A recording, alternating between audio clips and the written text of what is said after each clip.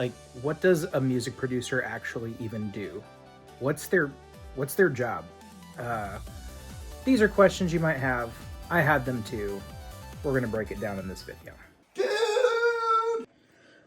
So in this video, I'll show you a breakdown of a song I produced. And this is by no means to say that all production looks the same or that certain things are better than other things. I just kind of want to demystify music production. In the 90s, you do have like these big music executives that are in movies like Wayne's World and stuff where they're larger than life. They're always riding around in limos. There are record labels that are just looking to make you the next big thing. And while there's some of that still probably goes on in the music industry, there's a lot of stuff that happens at people's houses. While this didn't actually happen in my house, this happened all over. I just wanted to show you a little bit of the process to explain even what a music producer does and what I did for this particular song.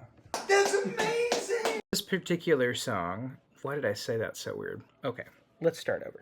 For this particular song, the process was kind of weird because we were on such a short, time crunch. We finished writing the song in February, at the end of February. And so Easter this year is the first weekend of April.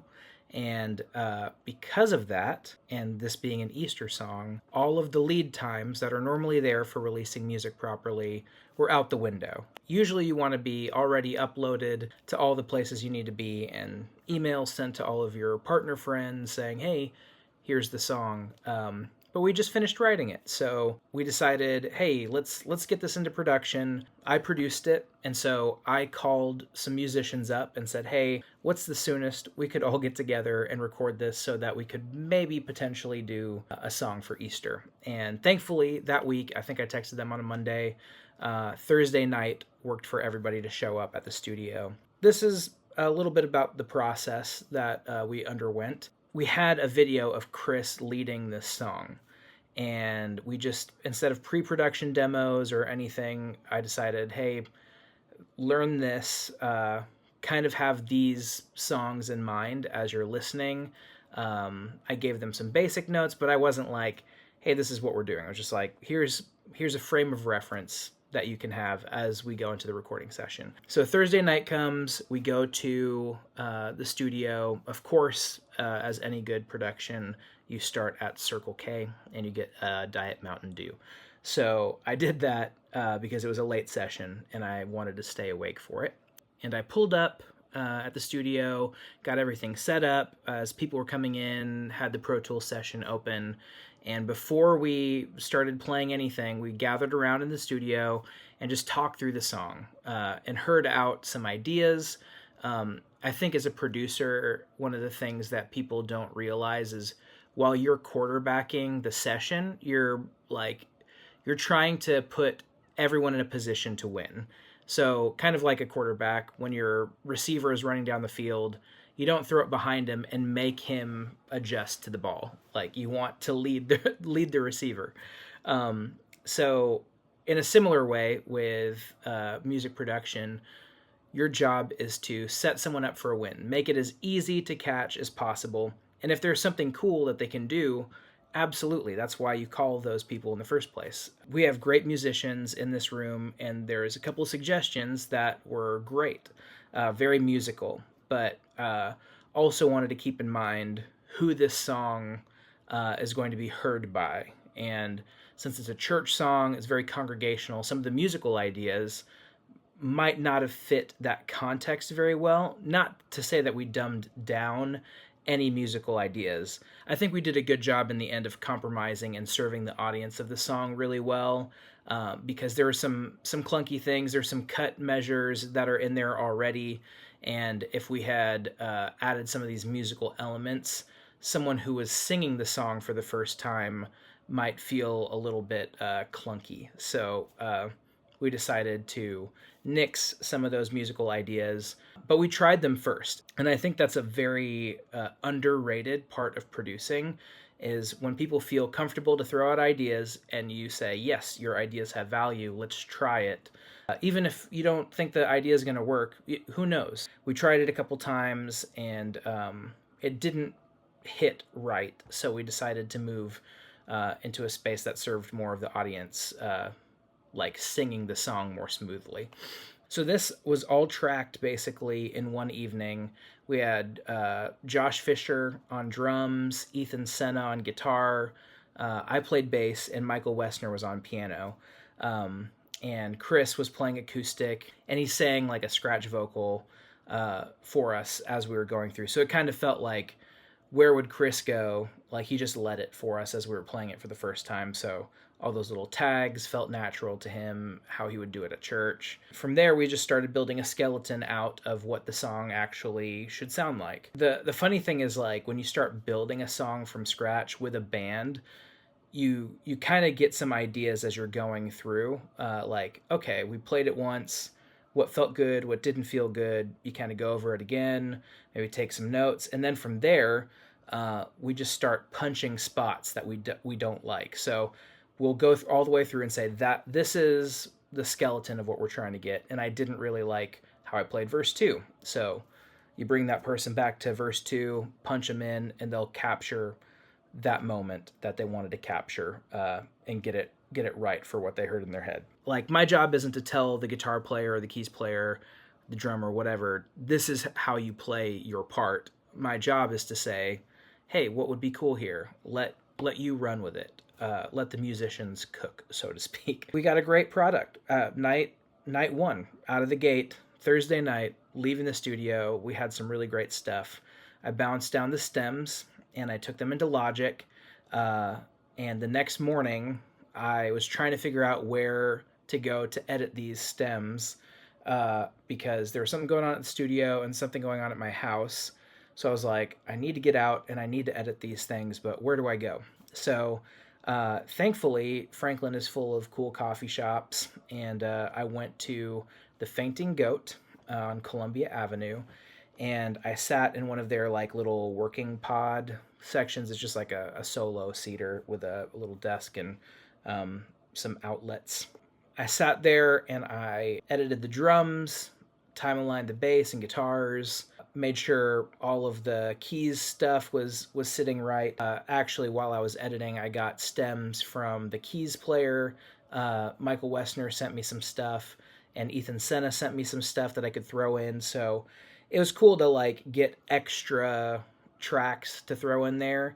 And so I listened through every one of those tracks. I deleted stuff that I didn't think we needed. One of the biggest mistakes I made early on in producing is just like filling out the sound with way too much. Like, I felt like I had to keep doing stuff. Like, oh, a legit producer would throw more and more and more, when realistically, like, a guitar, keys, synth, vocal, like, they all sit within the mid-range, and if you're just stacking these mid-range frequencies, it gets real muddy and you can't really hear anything. So listened through everything, kind of decided what needed to stay in what parts, and just axed the rest. Didn't have a ton of time to make decisions. So I was like, yeah, let's just be decisive. This stays, this goes. And our friend James Duke, one of the godfathers of worship guitar playing, was texting with him and asked him if he could send just a couple of things to round out what we had. And so James sent over some stuff as well. So once I had all the music parts together and edited, it was time for vocals. So this song is led by Chris McClarney and Jen Holm. And Jen was not in town. She was on the road with John Reddick. And Chris was in town, but like something was happening at the studio during that day. So he was like, I'll just track it and I'll send it to Jen to edit, because Jen is super great at editing and producing vocal as well. So Jen, while she was on the road with John, got Chris's stems. She edited those while I was finishing up the music stuff, and she tracked her vocal as soon as she came home. Yeah, it was a wild process that on Sunday night at like 11:30, I finally received all of the vocal stems, finished all of the gang vocals, edited all the music together, and basically put together a session to send a mix. So usually as a producer, you send a mix engineer stems to mix. And those stems are already edited. They're like ready to go. They're gained properly so that when he loads it into his session, he's not like, oh my gosh, this is hitting me in the face. Or one thing is super loud and one thing is super quiet. You kind of try to get it into a close like range for him, so he loads it up and he's not having to do a ton of guesswork. So that's what I did that night. I sent it to Warren David. It was just like, hey man, here's all the stuff we've got. And he sent me a mix back the same night. We had one tweak. He got it to me the next day in the morning. From there, we called a friend, Drew Lavyne. Shout out to him. We were like, hey, is there any way, obviously this is a crazy ask, but like, is there any way we could get a master sooner than later? And he said he could do it right then and there. Within an hour of that phone conversation, we had a master in our Dropbox. So shout out Drew and Warren for getting the post-production stuff just over the line so quickly. Grateful for those guys and everyone that was a part of this process. It was like one of those whirlwinds where Thursday night we did not have anything, still figuring out the arrangement, all the way to Tuesday afternoon. I'm on a walk at the park down here and get a master from Drew Lavyne, and that timetable is unrealistic, but that's what we did. And so I figured I'd dive into the session a little bit, show you what it sounded like, and then show you the finished product, because it's out in the world today, or whenever you're watching this, it'll have already been out. So it's called Good News. Chris McClarney singing, Jen Holm singing. Our band Good Things Collective is a co-release on it. So let's dive into the session, shall we? So here is my session. I've got vocals down here. I've got keys that Michael Wessner sent me, keys from the night we recorded, James's guitars that he sent me, and I split up some of the stuff too. And then Ethan's guitars here, put them on some similar lines. I retracked acoustic at the house. We've got bass, some perk stuff that happened in the room, and then some drum stuff here. So one thing I like to do with drums is do these samples. And the cool thing about Logic too is you can like double replace or double drum track on any of these like audio files. So I just like to get a kick sample to trigger so that if an audio mix engineer is like, hey, I'm trying to mix the kick and I need a clean, whatever, they have the sample built in. So the snare and kick. I did a little bit of tom stuff, but that was more to enhance the sound. So I'll just play it for you. We had a little swell to come in.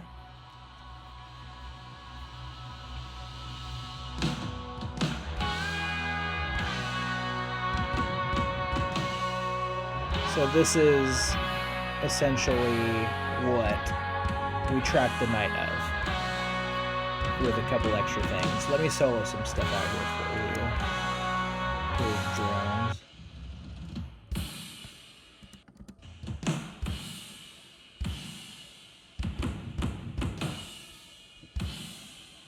There's some drum stuff. It's been time aligned and edited. I like to leave fills as much alone as possible. Here's bass.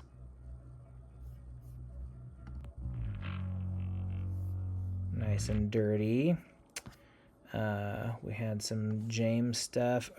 Ethan's textures were so good. All that throughout the song is fantastic. James had some sick guitar stuff here. Let me just solo all of his stuff.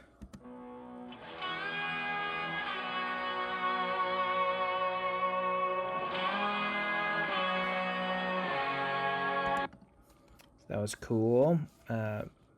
Michael Wessner, the wing upright. And then a bunch of like other stuff here. Chris's lead vocal edited. We started with a chorus, so it comes down.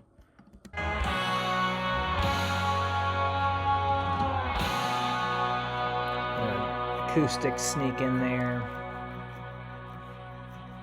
We started a chorus here. Have I got a story?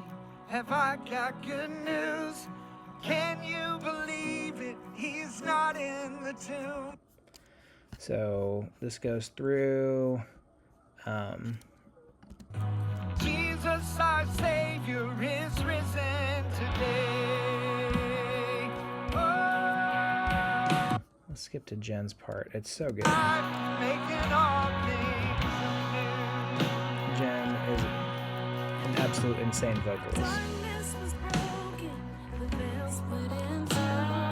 Death couldn't keep him, our living proof. Sin lay Love the little guitar stuff in there. He's risen But it's pretty simple. Like, literally, this is what it is. Some programming stuff in here. Nothing crazy. Can you believe it? He's not in the tomb. It's Just guitars rocking. impossibly true. Acoustic. All things new. Bass and drums. One cool thing we've got at the studio is a chamber, so we can actually record chamber reverb.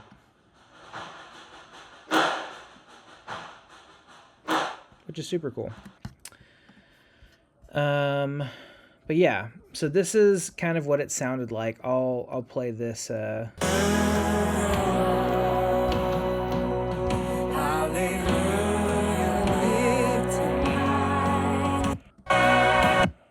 play this chorus, and then we'll show you the finalized version as well. Have I got a story? Have I got good news? Can you believe it? He's not in the tomb. It's incredibly incredible, impossibly true.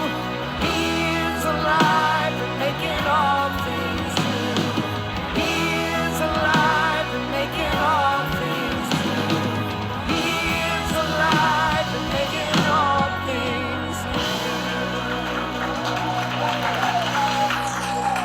And those gang vocals are Chris McClarney and me, like 9 times over, doing the song in different voices. And then thankfully, Shelly Moore came by and sang with us for a little while. But listen to these gang vocals.